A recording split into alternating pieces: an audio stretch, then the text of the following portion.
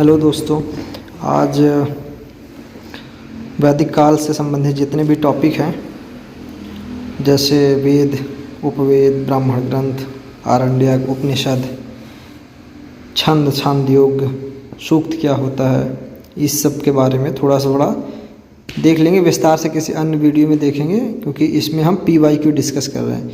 तो थोड़ा सभी टॉपिक पे देख लेंगे और उसके बाद फिर जो लास्ट 10 सालों में आए हैं क्वेश्चंस उसके बारे में देखेंगे। देखिए, वेद 4 हैं और उपवेद भी 4 हैं। चारों वेदों को संयुक्त रूप में संहिता कहा जाता है और उपवेदों को चतुर्वेद कहा जाता है। वेद 4 हैं: ऋग्वेद, सामवेद, अथर्ववेद और यजुर्वेद। और जो उपवेद हैं आयुर्वेद, गंधर्ववेद, धनुर्वेद और शिल्पवेद। इन्हीं का पार्ट रहता है ब्राह्मण ग्रंथ, यानी वेद सबसे पहले लिखे गए, फिर ब्राह्मण ग्रंथ आए, फिर आरण्यक लिखे गए और फिर उपनिषद। यही इनका क्रम है।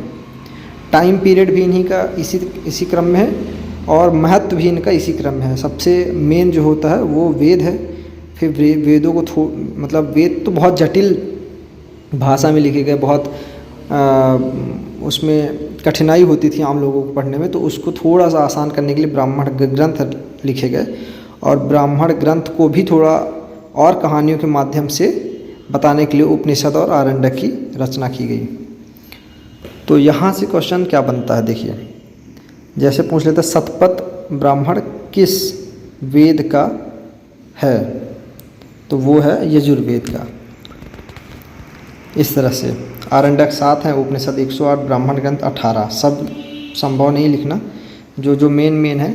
जैसे ये है शतपथ ब्राह्मण, शतपथ आरण्यक भी है और शतपथ ब्राह्मण ग्रंथ भी है। ये बहुत इंपॉर्टेंट है, इसीलिए इसको लघुवेद कहते हैं। गोपद ही पूछ लेता, गोपद ब्राह्मण ग्रंथ किस वेद का हिस्सा है, तो यह है अथर्ववेद का। ठीक है। इधर उपनिषद जब हम पढ़ेंगे तो उपनिषद में बहुत सारे उपनिषद आता है, जैसे छांदोग्य उपनिषद है ना, और बृहदारण्यक उपनिषद, मांडूक्य उपनिषद, मुंडकोपनिषद, जहाँ सप्तमेव जयते लिया गया है। तो ये सब बहुत इम्पोर्टेंट है। उसके बाद वेदों को पढ़ने वाले को क्या कहा जाता है, इसका मिलान भी दे देता है। हालांकि बहुत मुश्किल है कि अब ऐसे क्वेश्चन दे, लेकिन देख लीजिए इसको क्या कहते हैं। ब्राह्मण ग्रंथ के बारे में देख लेते हैं। ब्राह्मण ग्रंथ क्या होते हैं, तो वेदों के बाद जो मेन स्थान है वो ब्राह्मण ग्रंथों का ही है। उनकी सरल व्याख्या करने के लिए ब्राह्मण ग्रंथ लाया गया और इसको वैदिक और लौकिक साहित्य के बीच सेतु का काम करता है, इसलिए इसको सेतु भी कहते हैं। वैदिक साहित्य मतलब वेद में जो बहुत ज़्यादा कठिनाई भरे शब्दों का प्रयोग किया गया है, और लौकिक साहित्य हो गया जो कथाओं के माध्यम से, लोक कथाओं के माध्यम से आम लोगों को समझाने के लिए कथाएं रची गई हैं। उनके बीच में ये है, ना ही कथा है का रूप है पूरा, और ना ही वेदों जैसे जटिल इसमें ज्ञान का रूप है। बीच के सेतु का काम करता है। तो ये मुख्यतः गद्य में रचे गए हैं, इसमें पद्य नहीं है। और फिर है आरण्यक। आरण्यक दार्शनिक सिद्धांतों, रहस्यवाद, इन्हीं सबसे संबंधित है, जो लोग अपनी युवावस्था और जो चार क्या होते हैं, अभी दिखाते हैं, 1 मिनट बताते हैं आपको। 4 पुरुषार्थ या 4 आश्रम कह लीजिए, 4 आश्रम: ब्रह्मचर्य, गृहस्थ, वानप्रस्थ और संन्यास। संन्यास लेने जाता है तो आदमी जंगल में चला जाता था और इन्हीं प्रकार की वो दार्शनिक चिंतन करता था वहाँ जंगल में जाके। तो उन्हीं से रिलेटेड ये आरण्यक ग्रंथ होते हैं। उपनिषद में बहुत सारी शिक्षाएं दी गई हैं, लोक कथाओं के माध्यम से शिक्षाएं दी गई हैं। तो जैसे इसमें एक ये पॉइंट इम्पॉर्टेंट है कि दारा ने सिर अकबर, इसको सिर असरार भी कहते हैं, सिर असरार नाम से उपनिषदों का फारसी में अनुवाद स्वयं किया था। वो बहुत पढ़ा लिखा था दारा सिको, उसने कई हिंदू धर्म ग्रंथों का फारसी में अनुवाद किया था। इसी वजह से औरंगजेब से उसकी लड़ाई हुई थी और फिर उसने उसको छल से मरवा दिया। उसके बाद इसमें जो एक और इम्पॉर्टेंट उपनिषद है, एक क्या कई इम्पॉर्टेंट हैं, जैसे इसमें है मोक्ष की चर्चा किस उपनिषद में मिलती है, पूछ लेता तो वो हो जाएगा श्वेताश्वर उपनिषद। कठोपनिषद में यम और नचिकेता का संवाद का उल्लेख मिलता है, यम और नचिकेता का, तो ये पूछ लेता है। और जवालोपनिषद में 4 आश्रम का वर्णन पूछ लेता है, 4 आश्रम का वर्णन किस उपनिषद में है, जवालोपनिषद हो जाएगा। तमसोमा ज्योतिर्गमय कहाँ से लिया गया है, तो बृहदारण्यक उपनिषद में, ठीक है, ये हो गया। उसके बाद सफ़ेद घोड़ों द्वारा खींचा गया, इसको कहते श्वेतांबर को, श्वेताश्वर को कहते सफ़ेद घोड़ों द्वारा खींचा गया, इसका अर्थ है। और छांदोग उपनिषद, ये एक इम्पॉर्टेंट है, छांदोग उपनिषद, इसमें सत्यकाम जबाल की कहानी बताई गई है, जिसमें उस पर आरोप लगाया गया, लांछन लगाया गया, उसकी मान ब्याही है और इस तरह से उसका जन्म हुआ है, ये सारी कथाएं बताई गई हैं। पुराण देख लेते हैं, पुराण 18 हैं, इनकी रचना महर्षि वेद व्यास ने की है। पुराणों में सब कुछ है जो आपके दिमाग में आया, सृष्टि का जन्म कैसे हुआ, धरती कैसे बनी, जल कैसे आया, देवताओं के बारे में वर्णन है, कलयुग, द्वापर युग, त्रेता युग, इन सब के बारे में, सूर्य चंद्रमा के बारे में, ग्रह नक्षत्र के बारे में, पुराणों में बहुत कुछ है, सब कुछ है, इसलिए इसको आदि पुराण कहते हैं। बहुत प्राचीन काल से लेके गुप्त काल, मौर्य काल तक की इसमें वर्णन किया गया है, क्योंकि पुराणों का जो संकलन किया गया है वो लगभग 3री सदी ईसा पूर्व से लेकर 3री ईस्वी तक किया गया, लगभग 600 सालों 500-600 साल तक इसका संकलन होता रहा, पूरा 18 पुराण का। तो पुराणों में 18 महापुराण होते हैं और 18 उप पुराण भी हैं, ठीक है। और पुराणों की श्रेणी जो है, देखिए इसमें 3 प्रकार की श्रेणी होती है, सात्विक, राजसिक और तामसिक। सात्विक होता है जो दयालु लोग होते हैं, राजसिक होता है महत्वाकांक्षी राजा लोग, योद्धा लोग, उनको राजसिक कहते हैं, और तामसिक होते हैं जो निठल्ले आलसी लोग होते हैं, उनको। अब इसमें ये बताया गया है कि आप अगर पुराणों का अध्ययन करते हैं तो अगर आप सात्विक हैं, आप अगर तामसिक हैं तो आप पुराणों का अध्ययन कीजिए, आप राजसिक हो सकते हैं। अगर आप राजसिक हैं तो आप पुराणों का अध्ययन कीजिए तो आप सात्विक हो सकते हैं, और सात्विक अगर हैं तो आप ब्रह्म में विलीन हो सकते हैं, मतलब आपको मोक्ष की प्राप्ति हो जाएगी, भगवान के पास आप चले जाएंगे, भगवान के दर्शन हो जाएंगे। अब इसमें अभी लास्ट ईयर एक क्वेश्चन पूछा था कि मौर्य वंश, किस पुराण में मौर्य वंश की जानकारी मिलती है, तो ये है विष्णु पुराण, और गुप्त वंश की जानकारी मिलती है वायु पुराण, विष्णु पुराण और ब्राह्मण पुराण से। इन 18 पुराणों को 3 पार्ट में डिवाइड किया गया, ब्रह्मा, विष्णु और महेश। ब्रह्मा जी, विष्णु जी और महेश जी के, यानी शंकर जी को डेडिकेट किया गया है 6 पुराण, ब्रह्म पुराण, भविष्य पुराण, ये सारे पुराण हैं इनको डेडिकेट किया गया है। उसके बाद 5 विषय भी हैं इन पुराणों में, जैसे सर्ग, प्रतिसर्ग, वंश, मनवंतर और वंशानुचरित। इन सब में अलग अलग चीज़ों का वर्णन किया गया। सर्ग में आदि सृष्टि का जो बीज है, मतलब उसका मूल है, वो पुराण है, ये बताया गया है सर्ग में। प्रतिसर्ग में प्रलय, उसमें कहानियाँ, बहुत सारी कहानियाँ बताई गई हैं कि प्रलय होता है, प्रलय के बाद फिर एक आदमी हिमालय बसता है, फिर एक औरत रहती है और उससे फिर सृष्टि का, पुनर्सृष्टि का निर्माण होता है। वंश में देवी देवताओं के सभी वंशों का विवरण किया गया है। मनवंतर में कल्प, जितने भी कल्प हैं और महायुगों का वर्णन किया गया है, कितने महायुग आए, कितने कल्प आए। और वंशानुचरित में भी जो राजवंशों की, ये वंशानुचरित सबसे लास्ट है, यानी इसमें गुप्त वंश, मौर्य वंश में इसमें जो राजवंशों की तालिकाएँ और उनकी घटनाएँ हैं वो सब इसमें वर्णन किया गया है।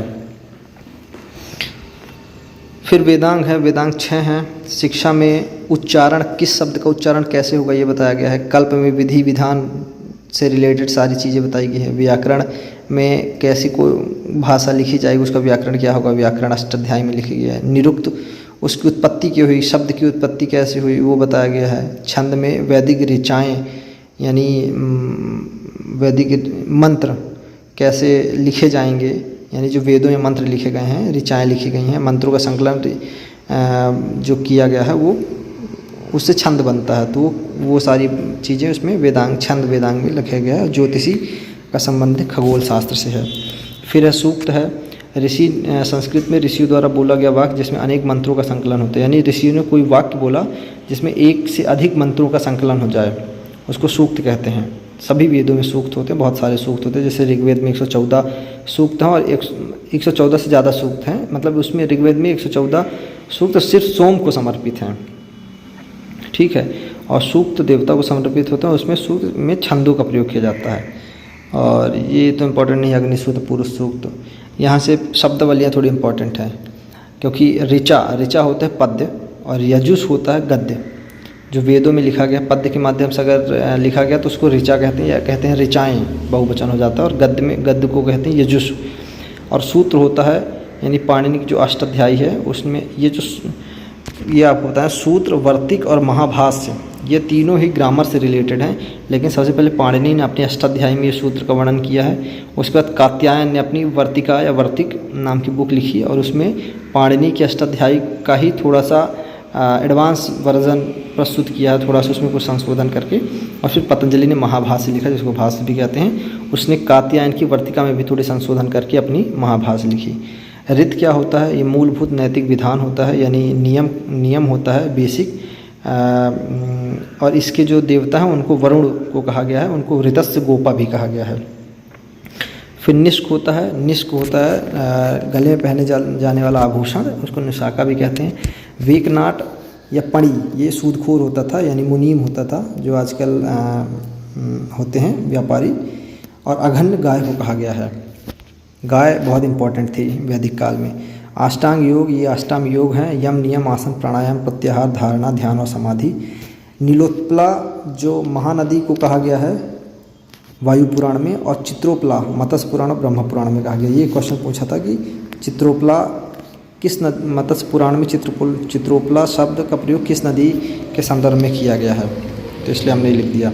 4 पुरुषार्थ होते हैं, धर्म, अर्थ, काम और मोक्ष। और 4 ही आश्रम होते हैं, ब्रह्मचर्य, गृहस्थ, वानप्रस्थ और संन्यास। इनका प्रारंभ उत्तर वैदिक काल से ही शुरू हुआ। ठीक है। गोत्र का सर्वप्रथम प्रयोग ऋग्वेद में हुआ। गोत्र का अर्थ होता है कि गोष्ठ अथवा स्थान जहाँ समूचे कुल का गोधन पाला जाता है, तो इसको कहते हैं गोत्र। वैदिक देवताओं के पुरोहित कौन है? बृहस्पति। नैतिक व्यवस्था के संरक्षक वरुण है। वृत्ता, सुरहंता, पुराभेद, सोमापाद, शतकृति, ये सब इंद्र को कहा गया है। सबसे लोकप्रिय देवता भी इंद्र को कहा गया। पुराभेद यानी कीड़ों को तोड़ने वाला, पुरंदर जिसको कहते हैं। बुद्ध के अष्टांगिक मार्ग पतंजलि के अष्टांगिक योग से मेल खाते हैं, बिल्कुल मेल खाते हैं। जैसे इनका है सम्यक दृष्टि, सम्यक संकल्प, वाक, कर्मात, अजीब, तो ये सब पतंजलि के अष्टांगिक मार्ग अष्टांग योग से मेल खाते हैं। एक इम्पॉर्टेंट ये है, अभी पूछा गया था क्वेश्चन, बोगस कोई अभिलेख, इसको एशिया माइनर का भी एशिया माइनर अभिलेख भी कहते हैं। एशिया माइनर वो तुर्की का ऊपर का हिस्सा है जो एशिया और यूरोप से अलग होता है, तो उसको एशिया माइनर कहते हैं। वहाँ पे एक अभिलेख मिला था जिसको बोगस कोई अभिलेख कहते हैं।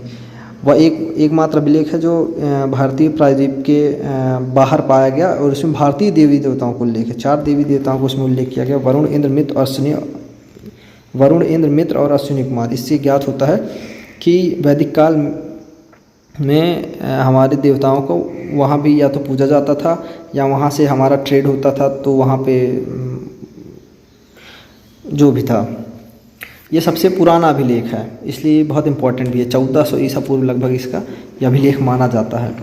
इस समय काल के आसपास का कोई अभिलेख नहीं मिला है। और इसी शिलालेख से भारत में आर्यों के प्रवास के सिद्धांत का भी आधार प्राप्त होता है, क्योंकि इसमें कुछ ऐसी चीज़ें लिखी गई जिससे पता चलता है कि आर्य भारत में वहीं से आए थे। वैदिक कालीन अधिकारी देख लेते हैं, वही बहुत इंपॉर्टेंट है। यहाँ से क्वेश्चन बनते हैं। राजा का सलाहकार को पुरोहित कहते थे। रथवाहक को सूत, अध्यक्ष को संग्रहित, कर एकत्र करने वाले को भागदूत, जो कि एग्जाम में पूछा था अभी फिलहाल में लास्ट ईयर। जुए का निरीक्षक को अक्षवाब्धूत कहते थे। पुलिस अधिकारी को जीवाग्रीम कहते थे। ग्राम का अधिकारी पति कहलाता था, पति पत्नी वाला पति नहीं, ग्राम के अधिकारी, जो इस समय सरपंच या पटवारी कहे जाते हैं। ग्राम का अधिकारी पति हो गया। गुप्तचर को स्पष्ट कहते थे और अपराधियों को पकड़ने वाले को उग्र कहते थे। तो ये कुछ प्रमुख वैदिक कालीन अधिकारी थे जहाँ से क्वेश्चन बनेगा। अब देख लेते हैं क्वेश्चन किस तरह से बनेगा। 2018 के PCS के एग्ज़ाम में प्री में ये पूछा गया था कि शुक्ल यजुर्वेद की संहिता क्या है। अभी आपको बताया कि शुक्ल यजुर्वेद की संहिता क्या है, तो इसमें इसका आंसर है वाजसनेही संहिता।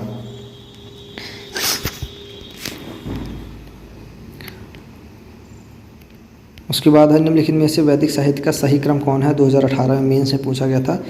तो सबसे पहले इसका इम्पोर्टेंट है वैदिक संहिताएं, यानी वेद, फिर ब्राह्मण, फिर आरण्यक और फिर उपनिषद। ये इम्पोर्टेंट है, मतलब यही क्रम है इनका, इम्पोर्टेंस भी यही है और टाइम पीरियड भी यही है। 14वीं सदी का ईसा पूर्व का एक अभिलेख जिसमें वैदिक देवताओं का वर्णन प्राप्त है, अभी बताया बोगचकोई अभिलेख। वैदिक कालीन प्रशासन भाग 2 कौन सा अधिकारी था? भाग 2 राजस्व कर जमा करने वाला अधिकारी था। तो इसका आंसर जाएगी। वैदिक देवता इंद्र के विषय में निम्नलिखित कथनों पर विचार कीजिए तथा नीचे दिए कूट का सही उत्तर चुनिए। तो इंद्र झंझावत के देवता थे, सही है। पापियों को दंड देते थे। नैतिक व्यवस्था के संरक्षक थे। नैतिक व्यवस्था के संरक्षक तो नहीं होंगे क्योंकि नैतिक व्यवस्था के संरक्षक कोई और था और वर्षा के देवता थे। तो ठीक है, 1 और 4 सही हो जाएगा। फिर है सर्ग प्रतिसर्ग वंश मनवंतर और वंशानुचरित संकेतक हैं। तो संकेतक हैं किसके? ये संकेतक है पुराणों के, ठीक है। और फिर पुराणों के संदर्भ में एक और क्वेश्चन है पुराण से ही।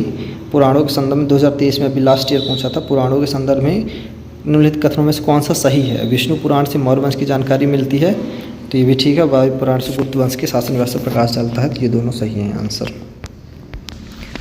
2017 में प्री में पूछा गया था ऋग्वेद में कई परिच्छेदों में प्रयुक्त अघन्य शब्द। तो अघन्य शब्द गाय के लिए किया गया है। अघन, अघन्या, ये सब शब्द गाय के लिए प्रयोग किया जाता था। ऋग्वैदिक काल के प्रारंभ में निम्नलिखित में से किसी महत्वपूर्ण मूल्यवान संपत्ति? तो गाय को समझा जाता था। गाय बहुत मूल्यवान थी, महत्वपूर्ण थी। सूचियों को सुमेलित करने के लिए दे दिया गया था सिंधु घाटी सभ्यता, उत्तर वैदिक, ऋग्वैदिक और मध्यकाल। तो ये मिलान है, इसका आंसर है डी। 2020 की PCS के प्री में क्वेश्चन पूछा गया था। तो ये सारे क्वेश्चन हैं 10 सालों में 10 प्रश्न पूछे गए हैं वैदिक साहित्य से, यानी हर साल इससे एक प्रश्न बनता है। और बनने के साथ ये सब जितना आपको बता दिए, इन्हीं में से कोई ना कोई क्वेश्चंस हमेशा बन जाता है। तो ये एक वीडियो रहा, समझाने का प्रयास किया हमने। और लास्ट ईयर जितने भी सारे क्वेश्चन आए हैं वो भी डिस्कस कर लिया है। तो अब नेक्स्ट टॉपिक हमारा 3 टॉपिक हो गया है। हमने पाषाण काल पढ़ लिया है, हड़प्पा पढ़ लिया और आज वैदिक काल पढ़ लिया।